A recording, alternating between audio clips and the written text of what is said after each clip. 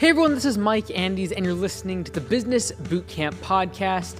Today, I am not having any notes. I'm just going to talk directly to this camera, share my thoughts on something that's very important to all of us right now, and share about how your business is going to have to change after COVID-19 and this whole pandemic. Before we get into today's show, though, a big thank you to today's sponsor, which is Gusto. If you haven't already, go to gusto.com/bootcamp.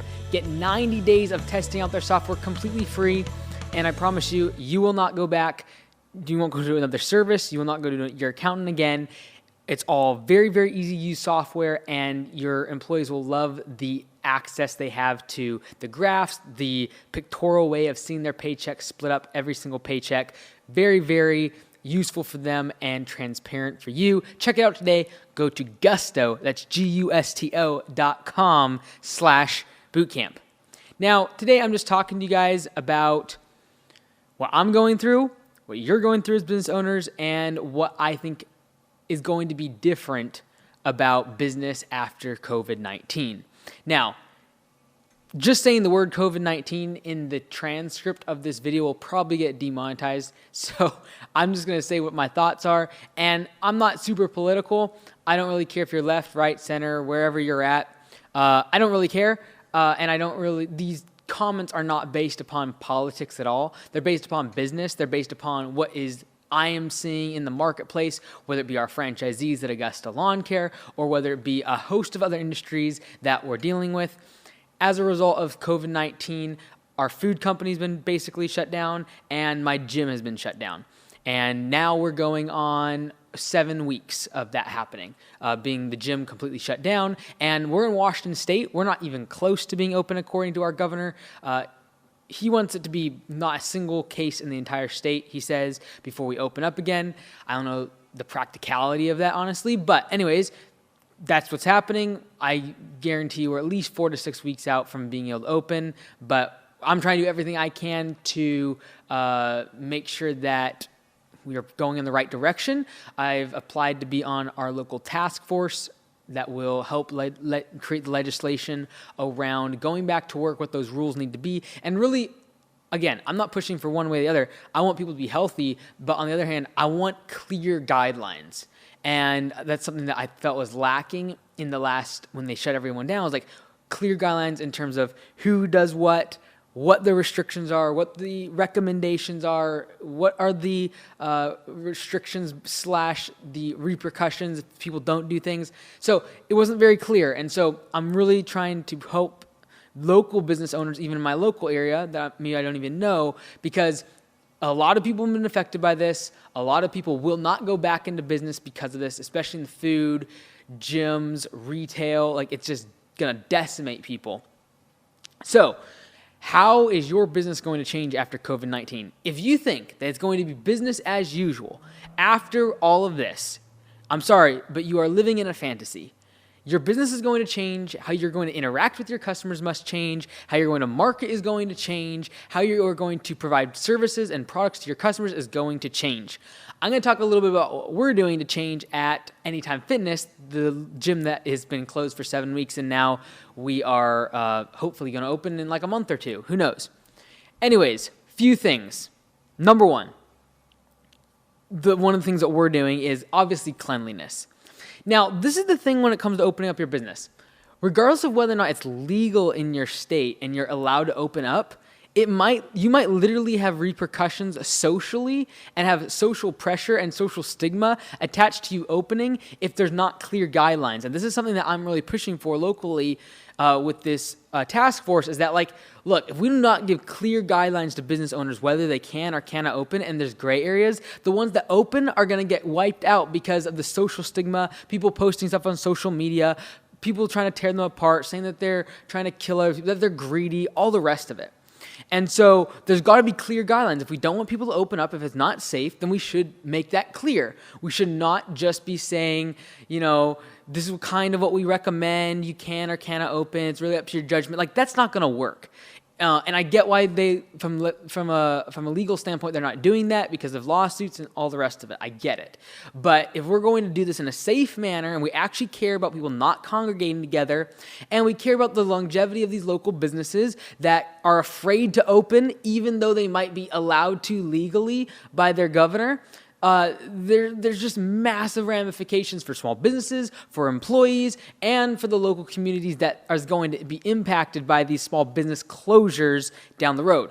So, what are some of the things we're doing, for example, at the gym? I'm just giving these as examples of the changing times we are in and how you must adapt, you must change. No industry is being left out after all of this is done, and what is going to change in the marketplace and the consumer's mind. All right, so at the gym, in the past, we never did virtual training. Now, we do it 3 times a week. We're on Zoom. You know, the trainer, maybe the trainers weren't super tech savvy. Guess what? We got to change. You got to adapt. You got to figure out ways to communicate with now their trainees and the people that they are training, on the members on a daily basis, whether it be Facebook social groups, whether it be through our Anytime Fitness app, communicating, texting, posting pictures, workouts, and now Zoom. You know, actually doing the workouts and participating, engaging with the customer there. Now, what I really want to talk about though is reopening your business. It's going to affect you. It's going to affect how you do business, and you got to really protect the image of your company if you're starting to reopen right now. If you're in the states that are just opening up and there's a lot of apprehension, there's a lot of politics coming into play of whether or not you should or should not be opening. You've got to really, this is not about whether or not you think that the virus is a flu, regardless of whether or not you think this is just a big hoax, regardless of whether or not you think it's going to kill everybody. Wherever you stand, it doesn't matter. When it comes to your business, you've got to make sure that you do what's right in terms of the perception of the consumer so that you do not get crucified for the social stigma that's going to be attached to business owners that open up during a time when there's a gray area and they are then portrayed as some, greedy, wanting money, when really we're just trying to survive. We're trying to get our employees back on payroll. We're trying to get through this time. And so there's going to be a lot of questions. And so at the gym, for example, do I think that it's really important that people wash their shoes before coming to the gym? Personally, I feel like I have a healthy immune system. I'm young. I'm probably not going to be, I feel like I was sick several months ago, and that might have been the coronavirus. I might have fought it off in 48 hours that I was in bed. And I think, I'm fine. I'm going to be fine. I'm not worried about people cleaning their shoes right now. However, there are people who are going to be more affected by this virus. They might be tuning into the news more. Their bodies and their age and the conditions they've gone through in their body, they're going to be more susceptible to it, and they're going to be more aware of it. And if they aren't going to the gym because they feel it's unsafe, they aren't going to be happy if we're opening it to all their friends and their friends are going and they feel like they're left out. They're going to want to put pressure against that and make us feel bad as business owners that we are opening up that place where the public can gather.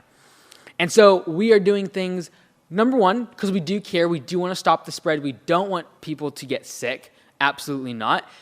But secondarily is, if our business is allowed to open legally, which for us is going to be a long time, but for people who are opening up right now in the gym space, you've got to protect yourself from the social stigma. The person that's walking by your windows and is going to take a picture and post it because there's a group training session with 20 people getting together and they're all giving high fives. That's the last thing you want on local news. And so there's a few things we're doing in terms of precautionary, and some would say I'm doing it mostly for the social stigma aspect. And then I'm saying also that I actually do care about not having someone get sick. Right? So obviously we're cleaning the place like crazy. We're going to be much more visual about that. The cardio piece of equipment, the treadmills and the ellipticals, we're blocking off every other one so that way we can continue to have social distancing, because it's almost guaranteed that when we are allowed to open, that's going to be a requirement in terms of keeping social distance. We are having washing stations where people, when they walk in the door, there's going to be a bleach and water solution, 1 out of 100%, 1% bleach, basically, a solution that is enough to kill this virus, 1%.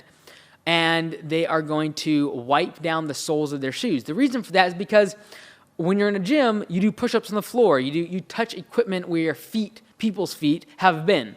And so just washing your hands is not necessarily perfect, because if someone's shoes has something contaminated on it, it can touch the floor. And then if you're doing push-ups or you're doing some sort of exercise, like even a mat, you might be using the mat for your hands or for your back, but if someone's feet were on it. So again, precaution.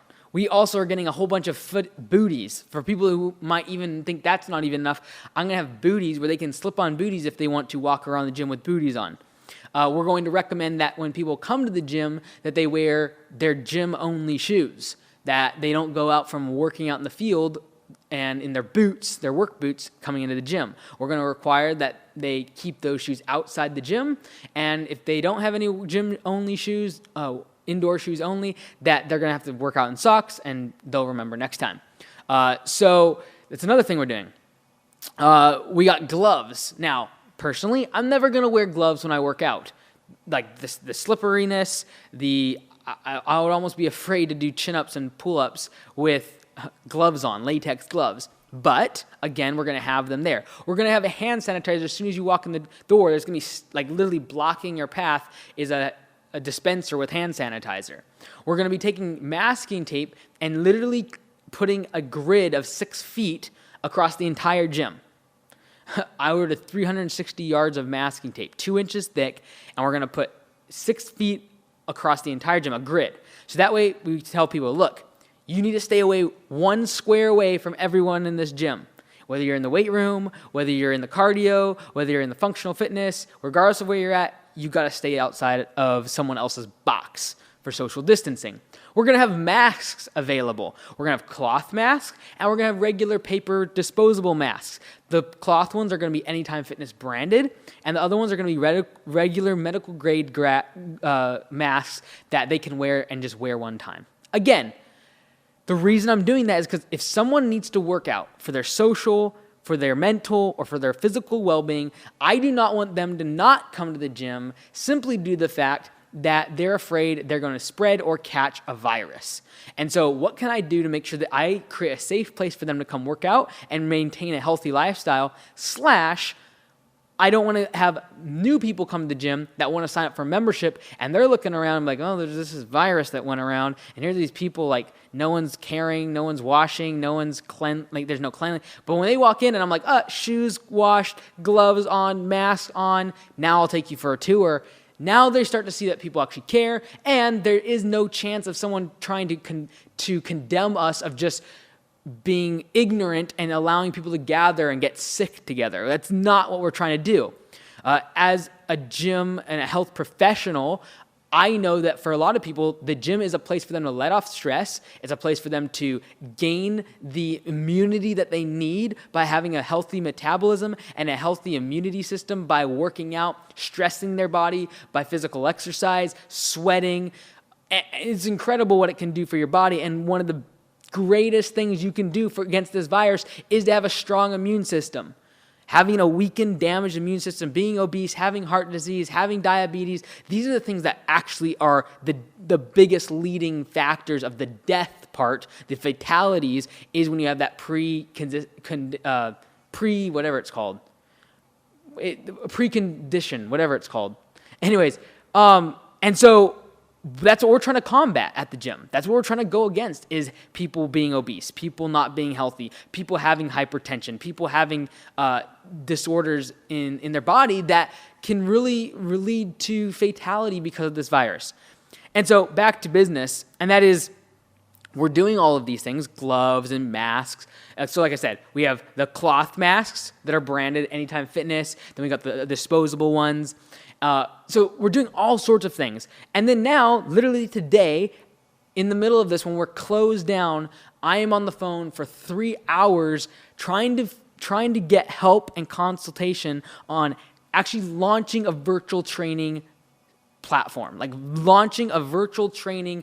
And how do we train our trainers? How do we sell virtual training where there's not an actual gym that they walk into? Because there's going to be people freaked out to come to our gym.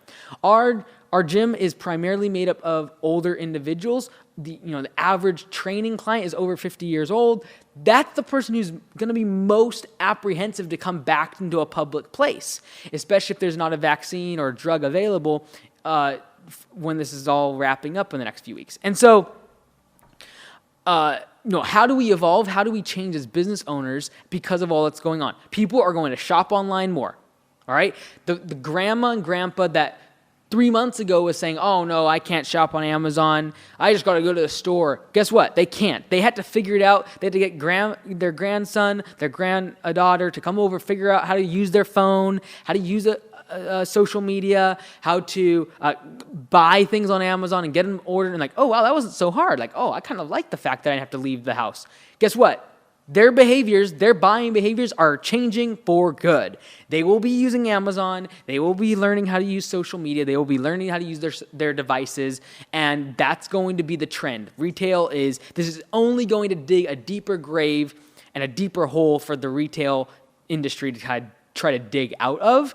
People are going to start to do more and more shopping online. Now, it's also going to lead to doing more work online. People do not need office space. People are realizing they do not need to travel across the town to meet someone. A Zoom call, like that call I just mentioned today was 3 hours, that was on a Zoom call. I did 3 Zoom calls today, 2 with franchisees, 1 for the learning about this virtual training. And part of the virtual training part is like, do I think it's gonna be a huge moneymaker? Not necessarily. Do I know that that's where the market is gonna be headed from here on out? Yes.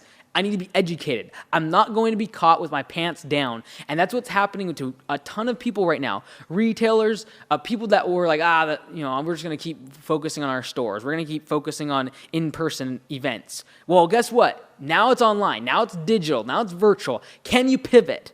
Or have you educated yourself enough to pivot? I'm not going to be caught if this happens again where we are right now, where our revenue is slashed by 95% at the gym. I'm going to make sure that I am educated to the point where I can move all of my training clients at the gym onto a virtual training platform and still make revenue.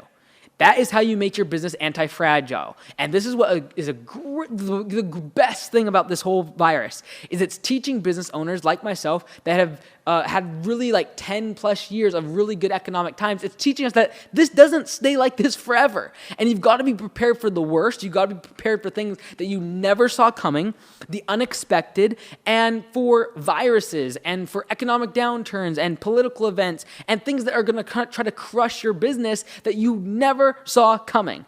That's the positive thing that I'm taking away from this virus, is that for the business community, it's going to teach us how to really get centered on making our businesses sustainable instead of just expecting that it's going to be good all the time.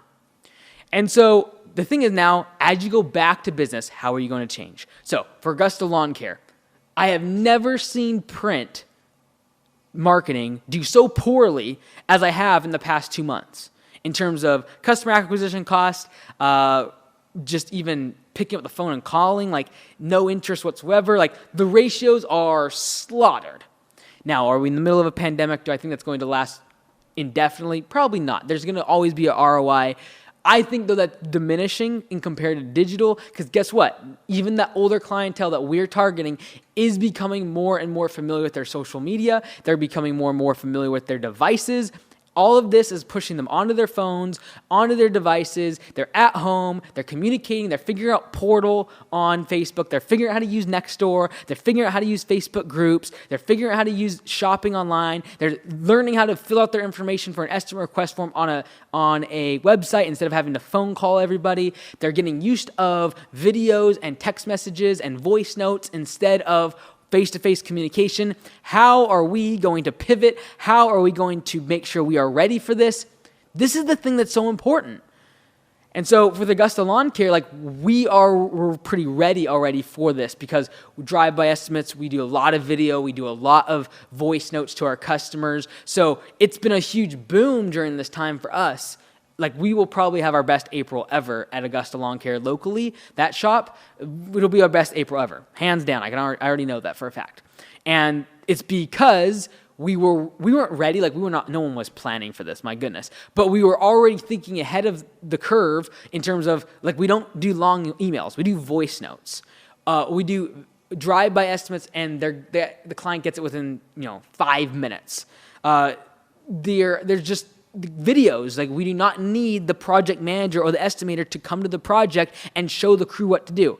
Make a video, store it on the cloud, and when that job comes up, they can pull it down and they know it needs to be done. You do not need to travel across town to show them a job.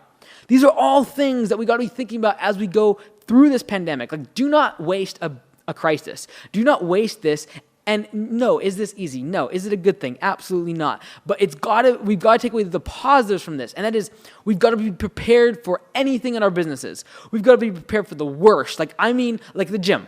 I did not expect, there was nothing in my mind that I could ever imagine how ever I could go from one day making plenty of money to zero, literally zero the next day at a gym.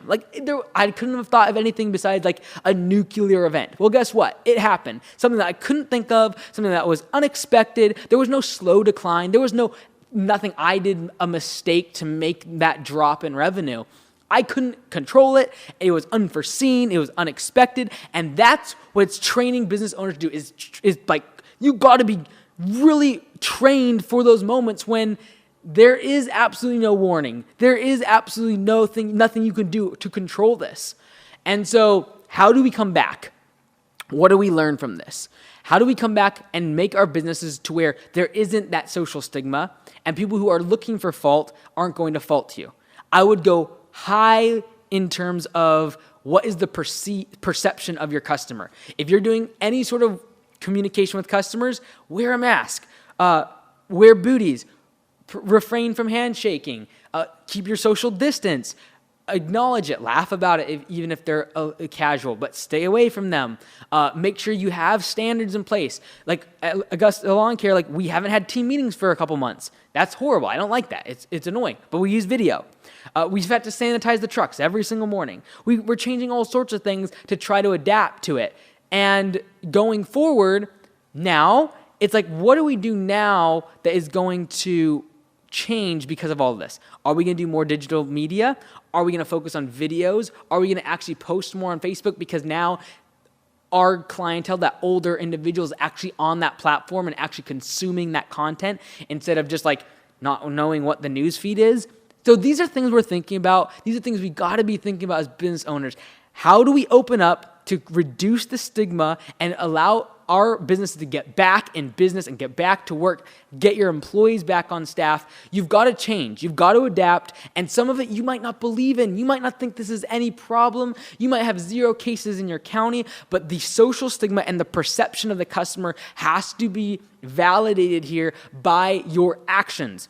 You've got to be able to say, look, these are the things that we're doing. When the customers were contacting Augusta Lawn Care about like, hey, we're kind of worried about people coming on our property, we were able to send them a list of the things that we are doing, things that we are changing, how we are changing the customer interaction, how we're changing the interaction between our crews, how we're changing sanitization. We are changing. And that put all of them at ease because they knew that we were addressing it and we were making sure we are managing the perception. And that's my takeaway from the day is you've got to manage the perception of your customer base as you open up and go back to business. And so at the gym, that's why I'm getting booties and washing the soles of their feet and wearing gloves and having sanitizer everywhere and putting a grid all over and closing down certain machines to create social distancing, putting up signs in the bathroom, cleaning the place like crazy. This is what we got to do. And if you're just opening up, this is more important than ever. Once we're past this, whether it be a month or 2 months or a year or 2 years, when we're past this, what we need to take away from this is that there is no moment in time that we as business owners can slack off and just think that, the next paycheck is in the bank and that it's just going to keep going the way it always has been. There's going to be black swan events. There's going to be bad things happen. There's going to be viruses. There's going to be economic times. There's going to be weather stuff happening. All of this is going to keep happening. You've got to be ready, and you've got to be nimble, and you've got to be thinking ahead of the curve so that when those things do happen, you pivot, you change, you redirect, and you actually capitalize on the opportunity. I hope something was said that helps you. If you're opening up your business, if you're in that process, that gray area of like figure out what should I be doing for that social perception to reduce that stigma as I open up my business, post in the comments below. I'd love to help you. Other people would love to help you. Make sure you reach out. This is a time to reach out to your community, reach out to your representatives, your Congress people, ask them questions, get guidelines. What do they need you to do to stay in compliance? What can you do to go above those things and make sure your customers are safe, happy, and they're not feeling like there's any sort of threat, and you can actually begin to open up your business. I'd love to hear your comments below. Make sure you hit the like button on this video. It helps me so much and helps me reach other business owners like you. We'll see you next time on the Business Bootcamp Podcast.